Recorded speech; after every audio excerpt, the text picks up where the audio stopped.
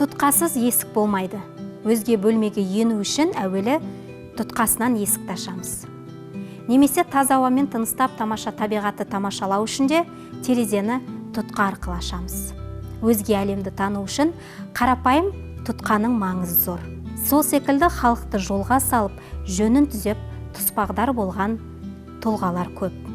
Елдің дамуына үлес қосқан сондай тұлғалар қазақтай дана халықта әрқашан дараланады. Ендеше, келешектің қақпасын ашуға тұтқа болған, қазақтың қазақ болып қалыптасуына еңбек сіңірген тау тұлғалар туралы өл тұтқа бағдарламасы сіздердің назарларыңызда.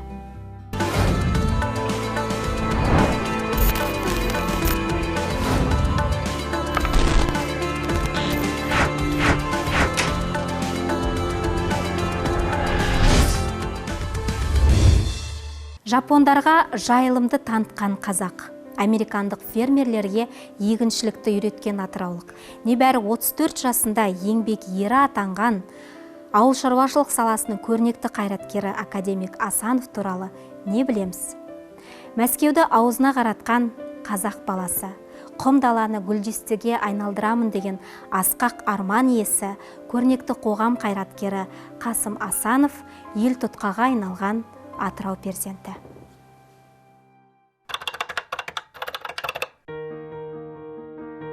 Ауыл шаруашылығының көрнекті ғалымы, отандық тағам өндірісі ғылыми мектебінің негізін қалаушы, 2 мәрте социалистік еңбек ері атанған Атырау перзенті Қасым Асанов тірі болса 90-ға толар еді.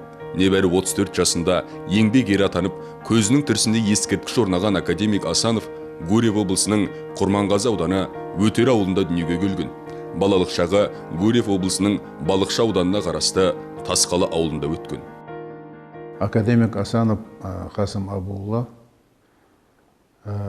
қазақтың маңдайына біткен ірі дүниежүзілік әлемде үлкен ғалым еді, ұйымдастырушы. Жастайынан өзінің табиғи талантымен көрінді. Жастайынан қатарының алдына шықты, колхозда жұмыс істеді, сол колхоздың председателі болды. Онда мына Қызылшаның өте керек кезі кеңес үкіметі қант шаруашылығын осы Қызылша арқылы шешіп жатты. Сол кезде отандық бірінші өндіріс орындары ашылды. Осы совхоздың Қызылшадан шаруашылық көрсеткіші дүниежүзілік деңгейде бірінші орынға шықты. Болмысы бекзат, жүрегі кең, білімі терең Қасым Абуұлы ауыл шаруашылық саласын көтерумен қатар, еліміздің іргелі мемлекет болып қалыптасуына қызмет еткен ұлт жанды азамат ретінде артына үлкен ғылыми мұра қалдырған тұлға. Ғалымның аграрлық салада атқарған зерделі еңбектері ғылыми ортада мойындалып, жоғары бағаланып, кітаптары ағылшын, жапон, орыс тілдерінде аударылған. Сондықтан Қасекеңнің қандай ғалым болғанын бүкіл әлем біледі. Кеңестік кезеңнің қылшылдап тұрған кезі, ал ауыл шаруашылық саласының шатқаяқтап тұрған шағы. Міне сол кезеңде жұрт бата алмаған іске білек сыбана кірісіп, шаруашылықтың сай саласын тұтас бір жүйеге айналдырған академик Асанов еді. Әлемге кеңестік ғылымды танытқан қазақ баласы Қасымның болашағының зор болатынын әуел баста байқатқан. Қасым Әбуұлы қазақ халқы үшін үлкен сынақтар кезеңі 30 жылдардың басында дүниеге келген. Ол заман тоталитарлық жүйенің күшіне еніп тұрған кез еді. Қасым Әбуұлының ғұмырнамасы қасіретті кездерімен де ғибратты. Қасіретті кездер дегеніміз ол анасыз өткен түндер еді. Анасының әлдейінсіз қалған 9 айлық сәбидің де үні іңгәлап шықпайтын. Қасекеңнің ата-анасы жоғары білімді адамдар болған. Олардың отбасында Шаймерден, Қасым атты 2 ұл болды. Ағайындар өте тату өскен. Әкесі Әбу Асанов Каспий теңізінде балық аулау кемесінің капитаны болып жұмыс жасаған. Кейін совхоз директор болған. Анасы Камария әйгілі Бекмұхамед ханның тұқымынан шыққан. Қасекең небәрі 9 айға толғанда әкесі балаларын аман алып қалу үшін шыққан тегін жасырып, оларды анасынан ажатуға мәжбүр болды. Балаларға аналарын қайтыс болған деп айтқан. Сол кездегі бала Қасым оған сенбеді. Ана жүректің тоқтағанына бала көңіл, содан соң жігіттік шақ, одан кейін саналы ересек кезде сенбеді. 40 жыл жанға желеу болған сағыныш оны алдамады. Анасы Камарияны іздеп тауып, Астрахань облысында 100-ге жуық түтіні бар ауылда онымен кездеседі. Анасы да 2 ұлдан кейін сәби сүйіп еміренбеген, тағдырдың жазуына бас ұрып жүре берген. Бақандай 40 жылдан соң жігіт ағасына айналған Қасым Асанов бұл жолы анасын жетектеп Мәскеуге тартып отырды.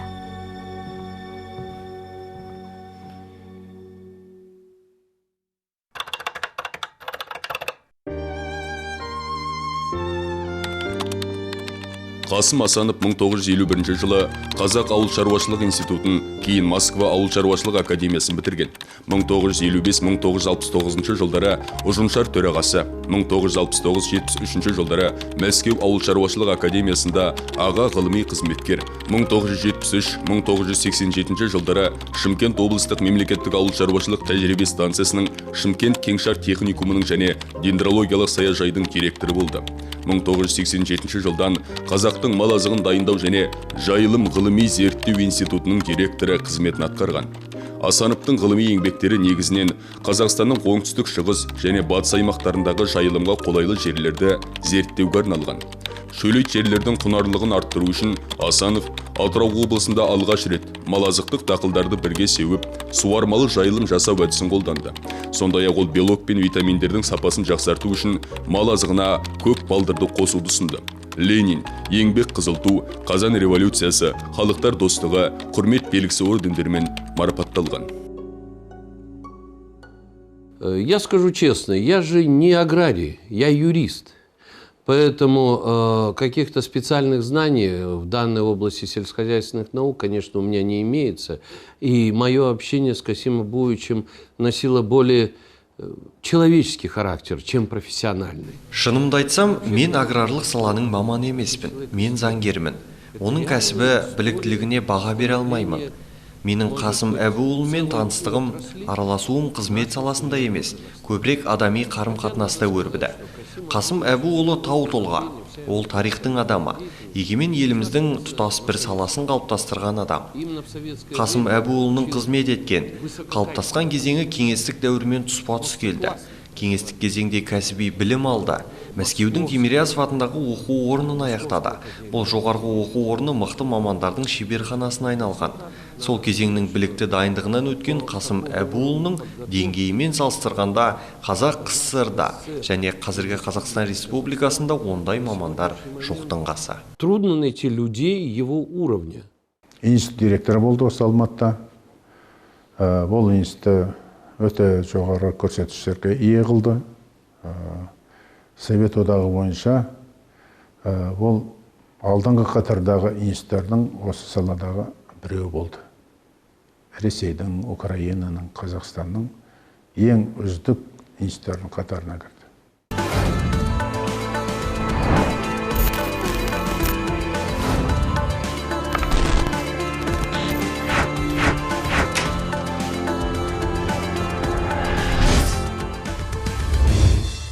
«24 жасында Қасым Алматы облысындағы Шелек темекі совхозының директоры болып қызмет атқарады. Сол ауылдық жерден әлеуметтік жағдайын жақсартуға аянбай еңбек етіп, сонымен қатар ғылыммен шұғылданып, темекі өсімдігі бойынша кандидаттық диссертация қорғайды. Бірнеше жылдан кейін ол Талдықорған облысының 22-ші партсъезд атындағы колхоздың төрағасы қызметіне тағайындалады.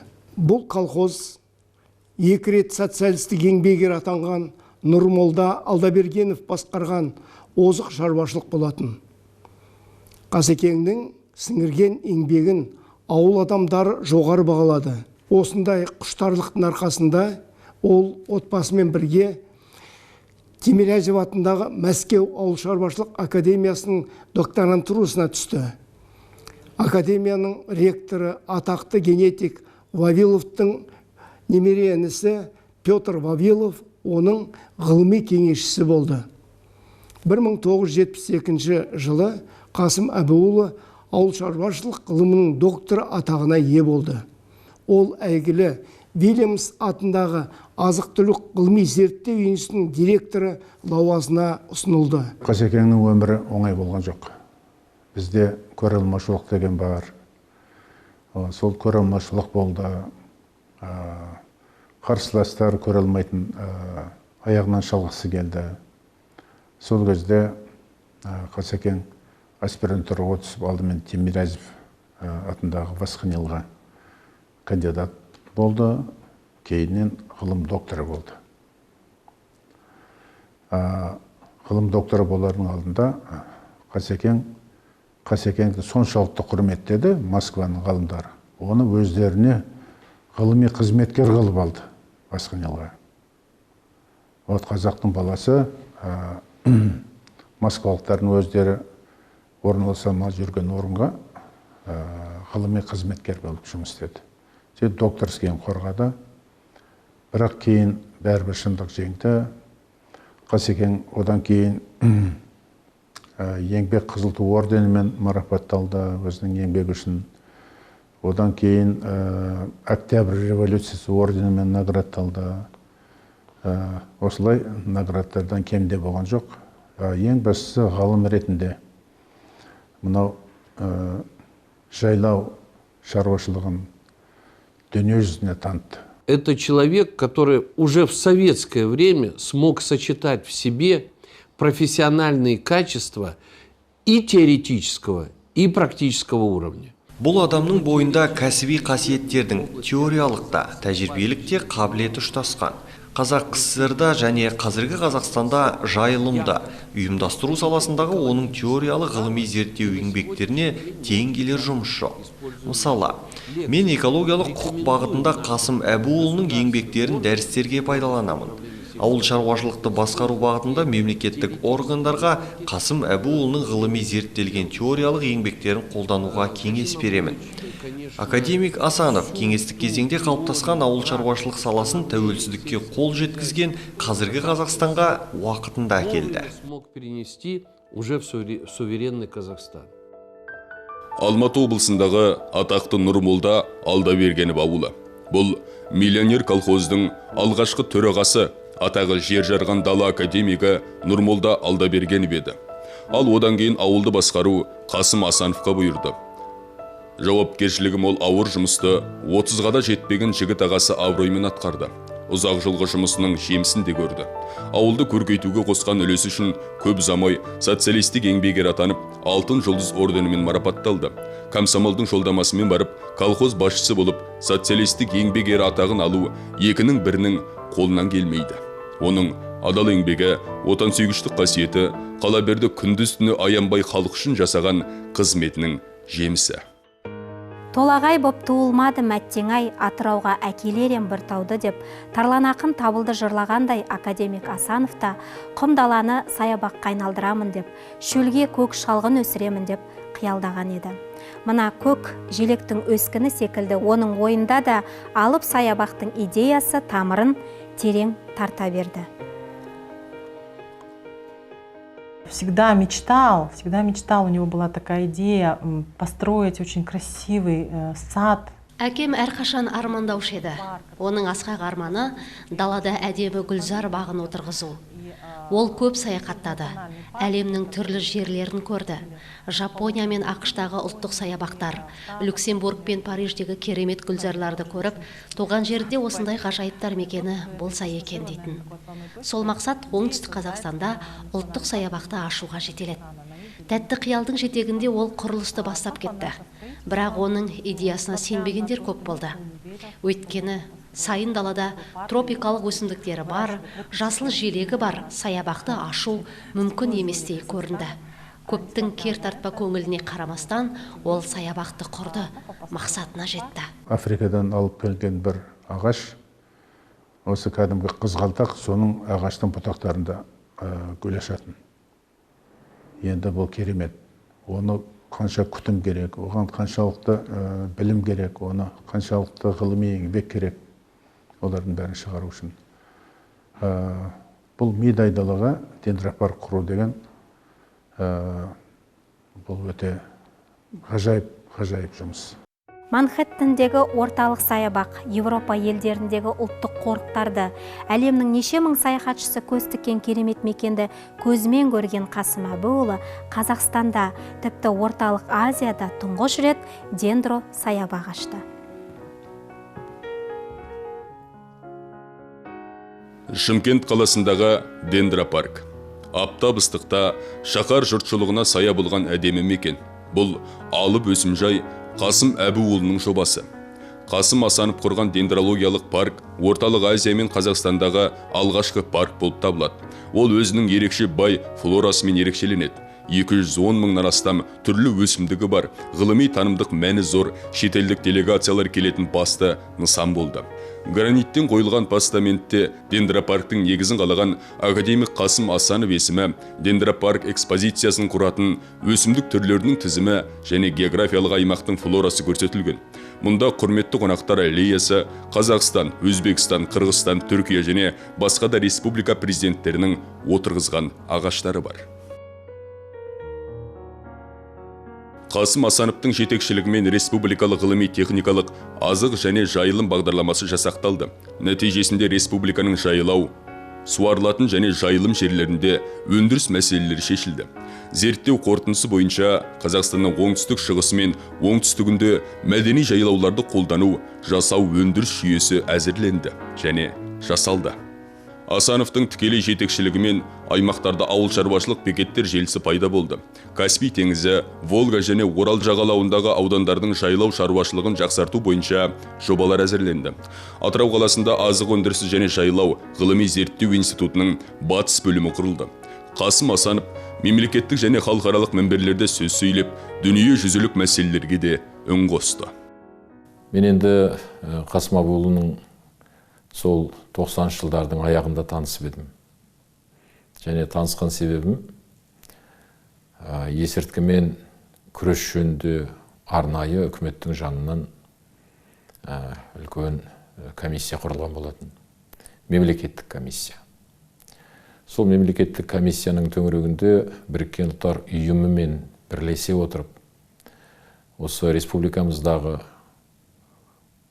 шу алқабына байланысты елімізді алаңдатып отырған осы есірткі саласына байланысты бірсыпыра сұрақтар туындап тұрған сол кезде үлкен проблема болатын. Жыл сайын сол шудың айналасынан есірткі құрамында есірткі бар сол өсімдіктерді жинап теріп, жан-жаққа таратып, ол Совет үкіметі кезінен бастап сол кезден бастап таратылып отырған бір үлкен проблема болады.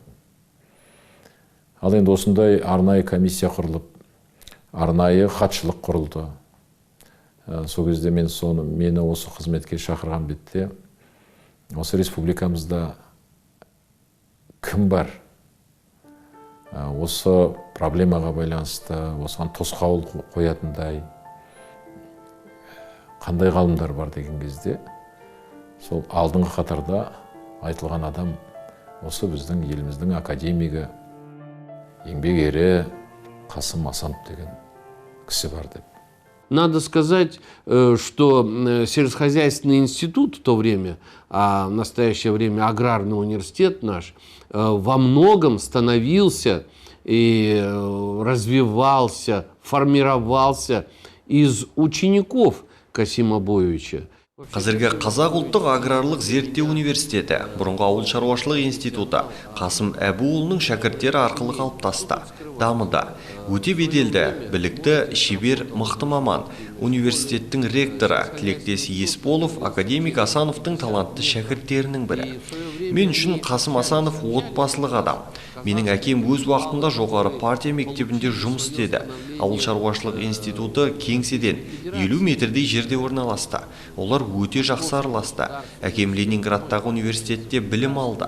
Ресейде білім алса да, екеуі қазақ интеллектуалдары болып, рухани достар болды. На мой же уровень жизни выпало общение с дочерьми Касим Абуевича. Біз Қасым Абуұлының көзін көріп, шарапатын сезінген ұрпақпыз. Өмірлік жары Дария Оразқызымен 40 жыл бірге өмір сүріп, өнегелі ұрпақ тәрбиелеп өсірген жан. Дария апамыз өте сабырлы, ұстамды, жаны жұмсақ адам болатын. Ал Қасекең өр мінезді, шапшаң, бірден шешім қабылдайтын, іскер, қайраткер тұлға бола білді. Дария жеңгеміз нағыз қазақ әйелінің адал жар, қамқор ананың айнымас үлгісі еді. Дастархандары да кең болатын. Мәскеудегі және Алматыдағы үйлерінен зиялы қонақтар үзілмейтін. Кеңес одағына әйгілі халық артистері Евгений Леонов, Ермек Серкебаев, Роза Бағланова, көрнекті жазушылар Шыңғыс Айтматов, Расул Ғамзатов, композиторлар Арам Хачатрян, Нұрғиса Тілендиев сияқты танымал шығармашылық адамдармен жақын дос болған. Академик Қасым Асанов қазақы болмысты халықаралық конгресстер мен конференцияларда паш етті. Оттава, Мадрид, Киото, Ницца, Ұлыбритания, Токио сияқты алпауыт елдердің қалаларында дүниежүзі ғалымдарымен иық тірестіріп, ғылыми баяндама, түрлі іс тәжірибелердің зерттелу жұмыстарын талқылады. Асановтың тұтас ғұмырында оның ғылыми жұмысы мен қоғамдық қызметі табыстылықпен үйлесті. Бірнеше рет Алматы, Талдықорған, Шымкент облыстық халықтық депутаттар кеңесіне депутат және Қазақстан орталық комитеті съездерінің делегаты болып сайланды. Қазақстан тәуелсіздік алғаннан кейін де халықаралық миссиясы тоқтаған жоқ. Шөлейтпен күрес халықаралық қорының президенті, Қазақстан Республикасы үкіметі жанындағы есірткіні бақылау ғылыми үйлестіру кеңесінің төрағасы болып сайланды. Қасым Абуұлы қандай лауазымдық қызметте болса да, қандай жұмыс атқарса да, ұтқыр ойлы, іскер, ізденгіш, әр ісіне жауапкершілікпен қарайтын білікті басшы бола білді. Нағыз еңбекқор, өз ісіне адал, жастарға қамқор болған өнегелі ғалым еді. Ол ауылға қандай мамандар керек, заман мен шаруашылықтың талабы қандай екенін терең түсінген адам.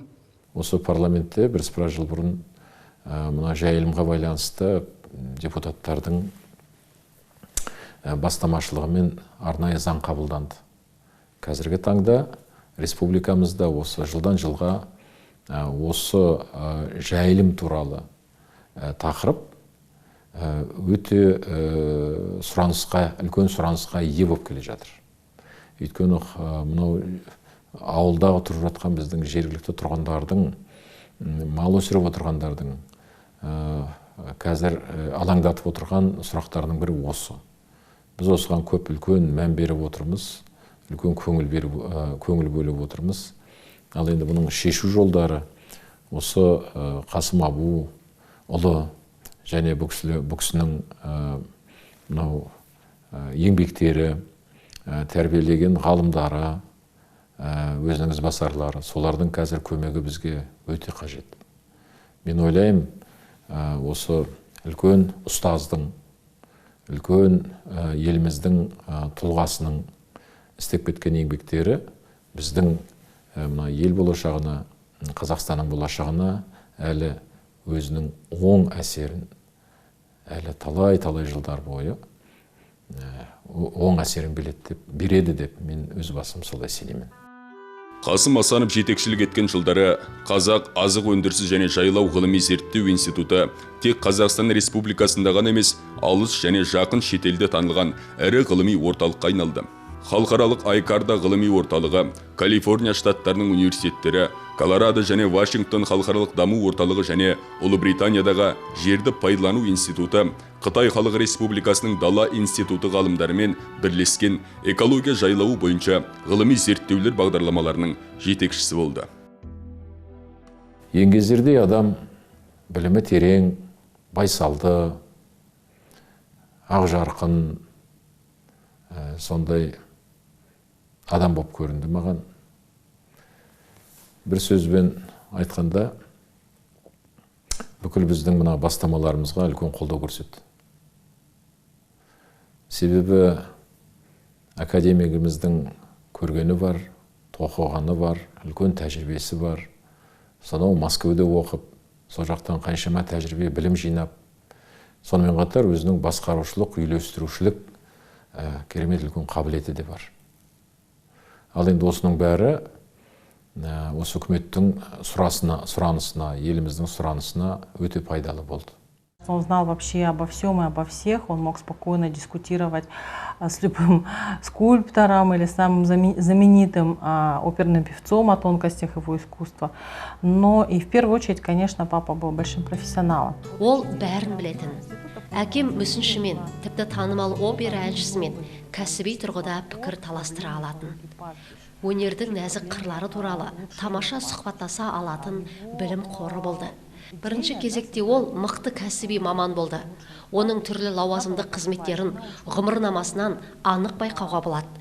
Көп жыл қазақ мал азығын өндіру және жайылым ғылыми зерттеу институтының бас директоры қызметін атқарды. Ол өзінің қазақстандық әріптестерін ғана емес, шетелдіктерді де бұл салаға оқытуға көп машықтанды. Ол жайылымдардың экологиялық мәселелерін көтерді. Жайылымды жетілдіру бағытындағы көп мәселені шешуге араласты. Осы идеяны әлемдік деңгейдегі ғалымдар қолдай түсті. Қытай Халық Республикасының, Канада, Израиль, Жапония, Африка елдері мен ақш өкілдері мал азығын өндіру мен жайылым туралы зерттеуге осында келетін. Академик Асанов бұл ғылымның методологиялық негіздерін құра білді. Әкем ақштың 7 штатына іс-сапармен барып, топырақты құнарландыру мен жайылым шаруашылығын дамытуға арналған шеберлік сағаттарын өткізді. Ол әлемнің түкпір-түкпірін аралады.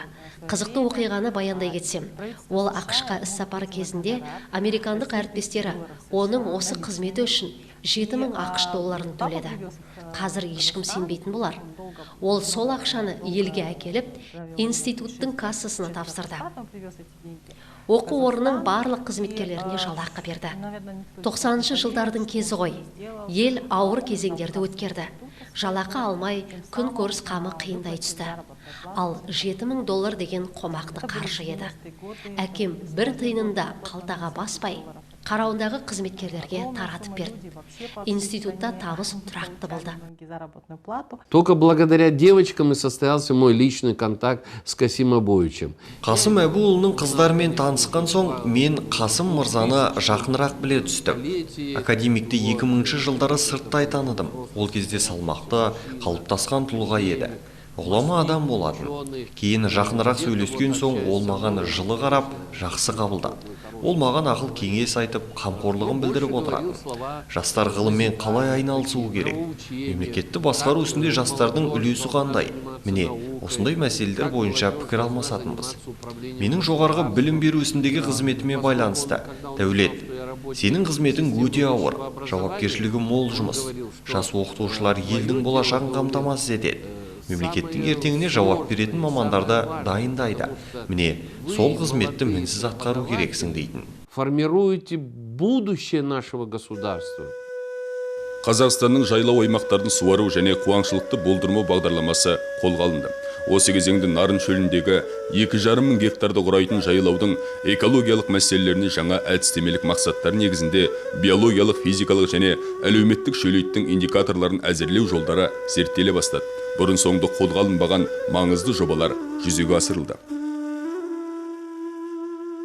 Заңгер болсам да, осы заң саласына байланысты, есірткімен күрес тақырыбына байланысты, мен енді докторлық диссертациямды қорғағанда, осы Қасекең келіп, менің сол қорғауыма қатысып, мінбеге шығып, мені керемет қолдап, өзінің салмақты сөзімен, өзінің нақты пікірімен маған үлкен қолдау көрсетті.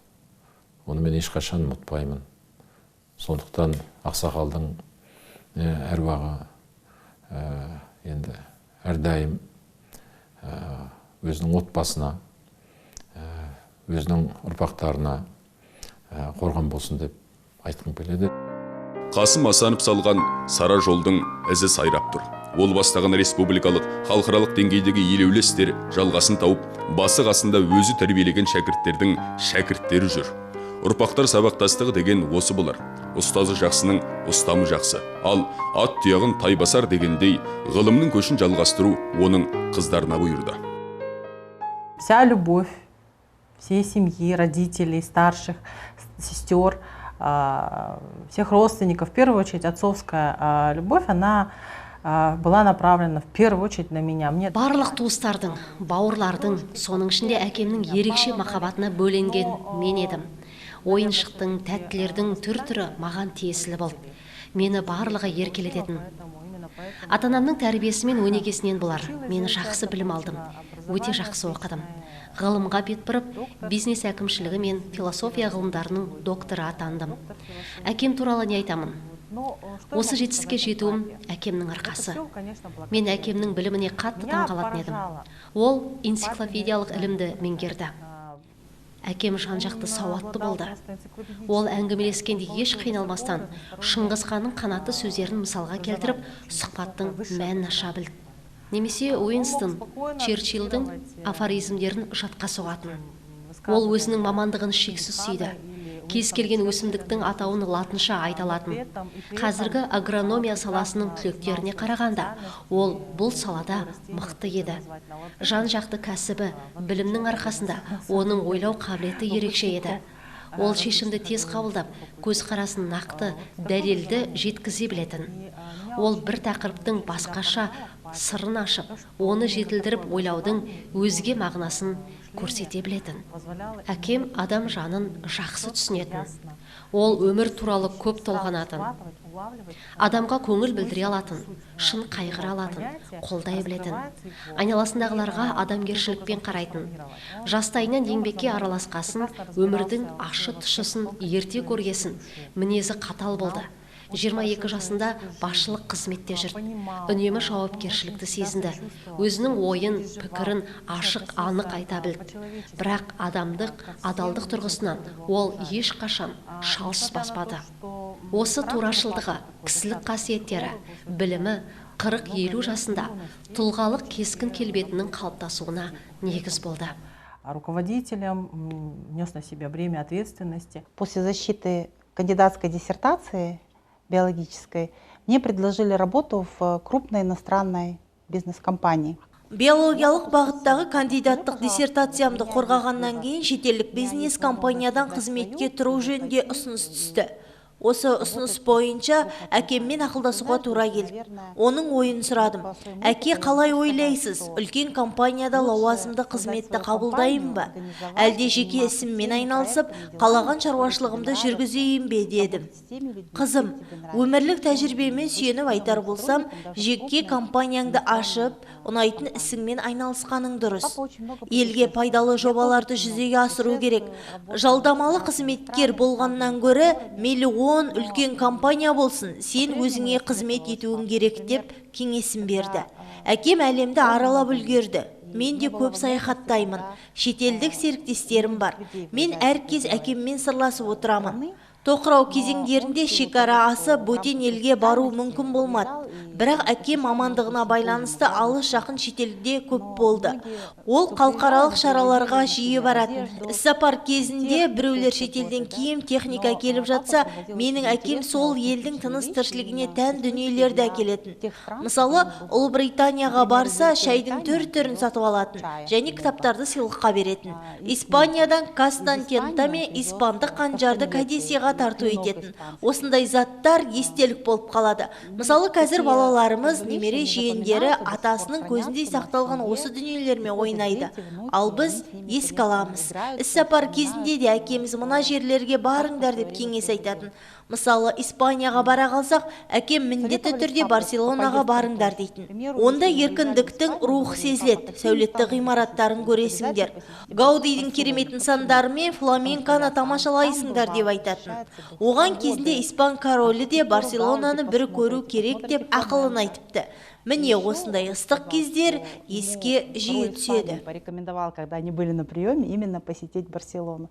То есть вот такие моменты, они очень часто вспоминаются. Гурьевтің мезгілінде екеуісін сол таныстық, содан бері мағара құда болып кеттік, араластық. Жақсы қасиеттері кішіпейіл, ешкімді екеуістен менсінбей қалып сөйлейтін ештеңе жоқ, значит, ойлап сөйлейді. Оған жазы еткен еңбектерінің бәрі алдынан шықты, істеген жұмыстарының депутат болды, герой состыруды болды, академик болды. Ал осыған қосып алатым менің ештеңем жоқ, ананың ішінде жазулы. Құда болғандағы мақсаттарымыз екеуілі табысқандар үшін жақсы сүйме құдалыққа біріміз адал қарыстап, сейластық көрдік. Мен осы 4 жастық үлкендігімді аға деп, құда деп сейлейді. Білімге құштарлық, ғылымға әуестік қашанда кемел болашаққа жол бастайды. Қарапайым қазақ баласының шетел асуы, өркениетке жақын болуы жалпы қазақтың қанындағы бар дүние. Қарып танып, сауатты теориялық тұрғыда меңгермесе де, даланың заңдарына бағынып, аспанның аксиомаларын ежелден игерген дана халықтың гені сарқылмағанын байқатып тұр емес пе? Шалғайдағы ауылда туылып, шекарадан әрәсіп жүруді Қасымның өзгеше ойлауынан, ерекше пайымдауынан еді. Наука не финансировалась особо. Ему удалось все-таки сохранить такой серьезный интеллектуальный потенциал. Қиын қыстау кезеңде ғылым қаржыландырылмады. Бірақ менің әкем білім ордасын ғылым ордасына айналдыруға, оның интеллектуалдық негізін сақтап қалуға тырысты. Малазығын өндіру және жайылым институтын тек оқу орны ғана емес, халықаралық деңгейдегі ғылыми зерттеу және өндіріс орталығына айналдырды. Ғалым Асановтың жетекшілігімен Қазақстанның барлық аймақтарында ауыл шаруашылық бекеттері ашылды. Оның ішінде Атырау облысында ауыл шаруашылық институтының бөлімшесін ашып, ғылыми зерттеулер жүргізілді. Зерттеу нәтижелері іске асып, жайылым мен мал шаруашылығын дамытуға арналған сынақ жұмыстары жүзеге асты. Касим Абуович, конечно, как человек всегда был очень жизнелюбивым. Қасым Асанов өте ақ көңіл, кең жүректі, көңілді адам еді. Мінезі ашық, мейірімді жан болады. Оның ұғымында жас шекарасы кедергі келтірмейтін. Жассың ба, кәрісің бе саған тең дәрежеде қарым-қатынас орнатушы еді. Оны сол күйінде есімізде сақтағымыз келеді және ұмытпаймыз. Біз тарихи кезеңдерді өткереміз. Осындай тау тұлғалар дүниеден өтеді. Бірақ сол тұлғалармен бір дәуір өтетінін, тарихи парақтардың жабылғанын аңғаруымыз керек. Олардың ерен еңбектері ешқашан ұмытылмау керек. Қайта олар бізге үлгі, моральдық тұспағдар болатын тұлғалар. 1955 жылы 3000-дықтар қатарында партияның және үкімет үндеуімен ауылды көтеруге Алматы облысына жіберілген жас маман қайраткерлікке дейін қайралып, ғылымның шыңына шықты. 150 ғылыми еңбек, 11 монография, 6 оқулық бүгінде жас ғалымдардың нұсқаулығына айналды. Үлкен аға ретінде жол көрсететін, өмірлік тәжірибесімен бөлісетін осы Қасекең болды. Мен ол кісіні істеген жақсылығын еш уақытта ұмытпаймын. Ол кісінің жарқын бейнесі менің жүрегімде тұрады әр уақытта. 2007 жылы ол кісіні мен парасат орденіне ұсындым академиядан. Қолдады, елбасы сөйтіп оған парасат орденін берді. Мен өзім тапсырдым. Ал енді сол 2007 жылы болды бұл.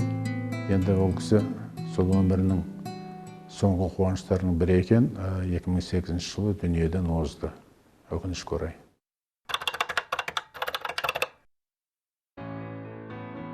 Академик Асановтың асуы алыстаған сайын биіктей түседі. Оның ғылымға, ауыл шаруашылықты дамытуға қосқан үлесі сүбелі. Ал ғылыми еңбектері тау сілеміндей мол мұра. Туған жерін әркез ұмытпаған адал перзент алыста жүрсе де, батыс өңіріндегі жайылымды жерлердің құнарлығына, жемшөптің сапалы болуына көз тігіп жүрді. Сырт көз бақылап, туған жердің түтінінің түзу ұшуына қамқорлық танытты. Дүние жүзі санасқан ғалымның туған жерде есімінің аталуы заңдылық ендеше. Оның атында көше, оның есімін ұлықтайтын ескерткіш, еңбегін мадақтап жүрер мектебі болса бір ғанибет. Өйткені жақсының атын атап, ғалымның хатын өшірмеген қазақ емес пе едік? Бүгінгі дегеннің өзі бір жатқан күрес екен ғой.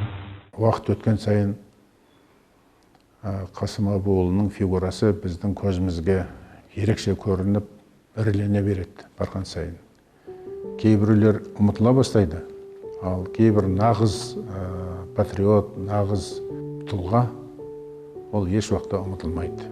Ол жыл өткен сайын олардың фигурасы анықталып, айқындала бастайды. Солардың бірден бірегейі осы Қасым Абуұлы Асанов. Міне әкеміздің өмірден өткеніне 10 жыл толды. Оның рухы біз үшін өлген жоқ. Біз әкеміздің өмір сүрген пәтерінде тұрамыз. Үйдің қабырғасында әкеміздің атына берілген тақта ілініп тұр. 1 қаңтар күні бізде үзілмей келе жатқан дәстүр бар. Бәріміз сол күні әкеміздің туған күніне жиналамыз. Балалар, олардың ұрпақтары бір дастархан басында жиналып, естеліктер айтамыз. Оның қызықты, танымдық әңгімелерін еске түсіреміз. Ол кезінде жиі айтатын: "Қызым, мен қартайсам да көңілім жас, рухым асқақ" деп. Расында, оның сол бейнесі біздің жүрегімізде мәңгілікке сақталады. Қайраткер ғалымның өмір жолы кейінгі ұрпаққа үлгі өнеге. Академик Қасым Абуұлының жарқын бейнесі біздің жүрегімізде мәңгі сақталады.